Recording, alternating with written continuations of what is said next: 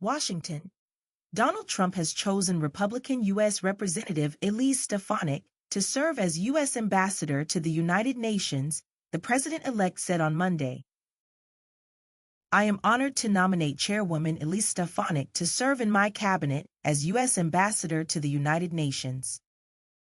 Elise is an incredibly strong, tough, and smart America First fighter, Trump said in a statement.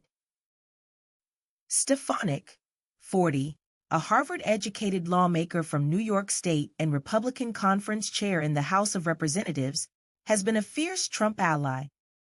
She said in a post on X that she had accepted the nomination.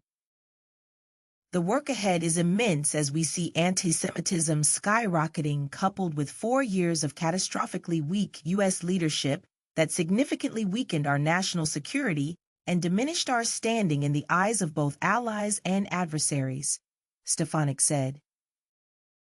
I stand ready to advance President Donald J. Trump's restoration of America First peace through strength leadership on the world stage on day one at the United Nations, she said. Stefanik's nomination is subject to Senate approval, which is expected after her fellow Republicans regained control of the upper chamber in last week's elections. The United Nations has been planning for Trump's return and the cuts to U.S. funding and engagement with the world body that are likely to come with his second 4-year term as president. A U.S. retreat at the UN could open the door for China, which has been building its influence in global diplomacy and, like the United States, is one of the 5 permanent members on the UN Security Council. Trump has offered few specifics about foreign policy in his second term, but supporters say the force of his personality and his peace through strength approach will help bend foreign leaders to his will. He has vowed to solve the war in Ukraine and is expected to give strong support to Israel in its conflicts with Hamas and Hezbollah in Gaza and southern Lebanon.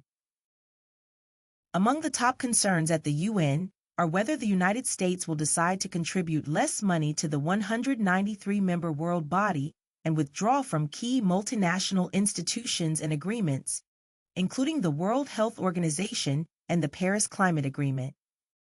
During Trump's first term, the U.S. withdrew from the Climate Accord and announced plans to leave the WHO. Israel's UN ambassador Danny Danon congratulated Stefanik on her nomination on Monday.